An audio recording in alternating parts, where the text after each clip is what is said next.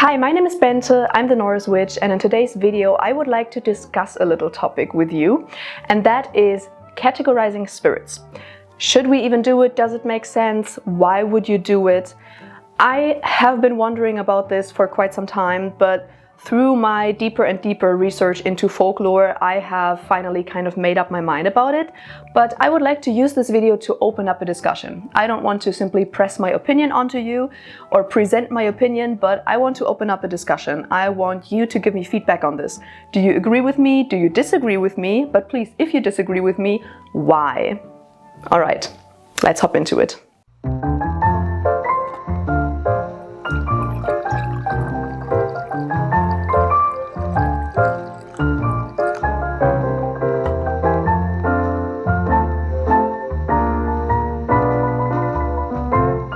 Before we start out though, I should maybe get a little bit more specific on what exactly I mean. What I do not mean is categorizing spirits in a more academic sense, or when you're doing research or you want to make research easier. So let's say you want to make a video on a spirit, or you want to make a post on a spirit, or you want to write a book on a spirit, on a specific type of spirit where you want to describe what the spirit usually in folklore does, for example, or what it's categorized by, or what it looks like, or how it behaves.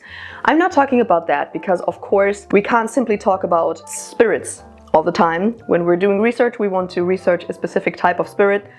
In academia especially, we need to categorize things to make things easier. So that is not what I'm talking about. What I am talking about is when you encounter a spirit. Let's say you are sitting in your living room and a spirit comes by and you want to communicate with it or work with it. Those kinds of situations, those practical applications, let's call it that. Should we categorize spirits in those situations when we are communicating with a new spirit? Should the first thing that we're doing be trying to put this spirit in a category? Should we try to label the spirit? Should we try to figure out if it's, let's say, the house spirit, or if it's an ancestral spirit, if it's some kind of spirit of the dead, if it's an animal spirit, if it's a land spirit, a local spirit? Should we try to categorize it? That is what I want to talk about. And of course, a little disclaimer, I don't know about every single culture on this planet and their folklore. I am very focused on Nordic, specifically Scandinavian, at best, Northern German, Danish and Swedish folklore. So that is where I'm coming from. When I'm talking about folklore in this video, I'm not talking about every single folklore on this planet. I'm talking about Nordic, in specific Scandinavian folklore. All right, so let us start out with a little example. Let's say you go on a walk in a forest. You've never been to that forest and you're going there, you are a practitioner, and at some point you feel the presence of a spirit. You are encountering a spirit and you think, oh, that is interesting, maybe I should communicate with it and ask it questions, maybe about the forest. I don't know, maybe you are looking for something specific in the forest that you need for your craft or something like that. So you want basically to ask the spirit to guide you to that thing that you're looking for. Whatever it is, you want to start communicating with that spirit. In that situation, is it wise to categorize the spirit, to try to fit it into like a neat category? I have always wondered about that because I thought, if I know what category that spirit is, if I know if it's a tree spirit, or if it's an animal spirit, or if it's maybe the spirit of a dead person who is buried in that forest, I could maybe communicate more effectively with that spirit because then I know how it will probably behave. And also, let's just be honest, when you are diving into folklore, you are doing a lot of research and you are learning all of these different terms, and of course you want to use them. Of course you want to, if you are talking to someone else, you will want to say, oh, I met a skogsrå, for example. That's like a forest guardian spirit. You want to use those terms, of course, and if we're constantly doing research and we're bombarded with all of these terms, of course we will think in categories. That's just how our brain works. Our brain likes to categorize things. Our brain likes to put things in neat little boxes. But that's just not always how it works. That's what I very quickly had to figure out when I started doing more research into Scandinavian folklore and also into the beliefs of the pre-Christian Scandinavians. Because if you're doing some research in that direction, you will quickly figure out that the categories for spirits aren't really that neat. The words are used interchangeably a lot. I mean, simply just looking at the term filkia, for example, or the term disir, every single person seems to have a different opinion on what the disir are, and different kinds of stories seem to also have a different opinion on what the disir are. So yeah, if you're doing research into Scandinavian folklore, and I don't know if that's different in other cultures, I have no clue. The only thing I know is that in Scandinavian folklore and in the sagas, for example, when you encounter terms about specific spirits there, those are not neat categories. These are terms that are used kind of willy-nilly, depending on if this term kind of fits the spirit that the person is talking about. So it's not like you can use these terms and then apply them and they will work perfectly. This already makes things hard. So at first I went into it being like, okay, I will read all of the folklore and I will learn, and then I will have this perfect list of different kinds of spirits that I can neatly categorize. But that is simply not the truth.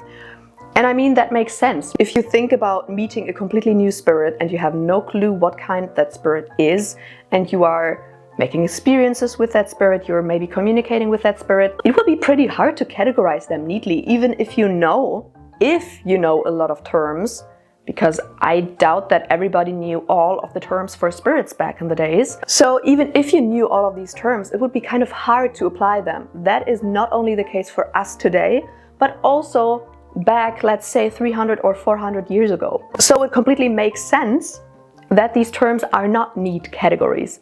But just us looking back, we're like, oh yeah, this should all be neat categories.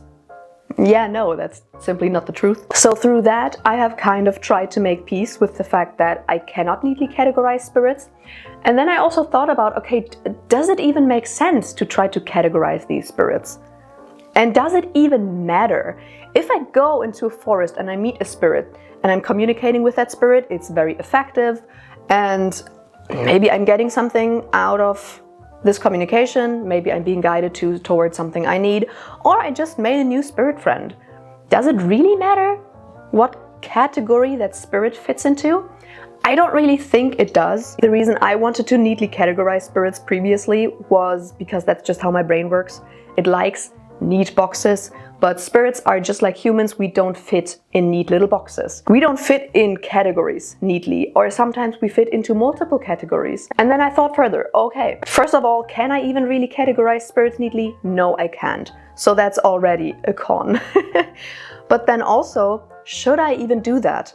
And I figured out for myself that no, I will not even try to do that, because the only thing that does, the only effect that it will have, is that I'm thinking, first of all, that I am thinking that I'm going into it more prepared, but I already said spirits don't fit in neat little boxes. What this actually does is it makes me go into this experience with preconceived notions. I do not go into the situation completely open anymore, because I have categorized the spirit, so I'm expecting it to behave a certain way, or I'm expecting it to like specific offerings, or I'm going into it expecting it to have a specific character or something like that. You know, maybe it's a little bit, the category says this type of spirit should be more mischievous, but maybe it ends up being completely different. In the end, I kind of think that categorizing spirits does not necessarily make sense.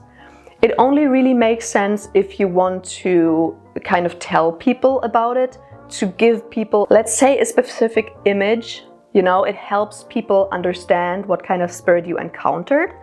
And it's basically the same as labels for people, or our own, like witch labels, for example. For your own practice, it doesn't fucking matter what kind of label you have, because you are you and your practice is your practice, and a label won't change what your practice looks like or what you as a person looks like. But communicating with others, it makes sense to have this label because it makes it easier for other people to understand your practice. And yeah, that kind of seems to be the same thing with spirit categories. In the end, people always want to sound smart. I want to sound smart. Of course, everybody wants to sound smart. Nobody wants to sound dumb. So being able to flaunt about all of these terms for different spirits will show people that you know your shit. But in the end, that doesn't really necessarily say a lot about the spirit. I guess my verdict from my own experience is now that I won't try to categorize spirits anymore. And if that means that when I'm talking to someone about it, the only thing I can say is I met a spirit, that is totally fine. I mean, I can always say, oh yeah, it kind of resembles what I would think let's say a Filgia would be like, but I will never be able to neatly categorize spirits, and that's totally fine. The folklore that we have just don't really allow that, and simply the way spirits work also doesn't allow it. And I mean, that's kind of cool, because honestly, I don't want people to try to neatly categorize me, so why should I try to do that for spirits? But yeah, my verdict is I don't think categorizing spirits makes too much of a sense. I won't try to do that anymore. Of course, when I'm making videos on here about specific kinds of spirits and folklore, I will still do that. But when I'm talking to other people about my spirit encounters, I won't try to do that anymore. As I already said, if you completely disagree with me, then please tell me in the comments. I would like to open up a discussion about this. Feel free to also discuss with other commenters. If you like this video, then make sure to subscribe and give a thumbs up. And of course, ring the bell down below so that you're notified whenever I upload a new video. Feel free to check out my other socials. And in case you want to support this channel, then I have a Patreon and a YouTube membership. Both have the same perks, so it doesn't matter where you subscribe, but if you want to support this channel, then check those out. And I will see you in another video. Bye!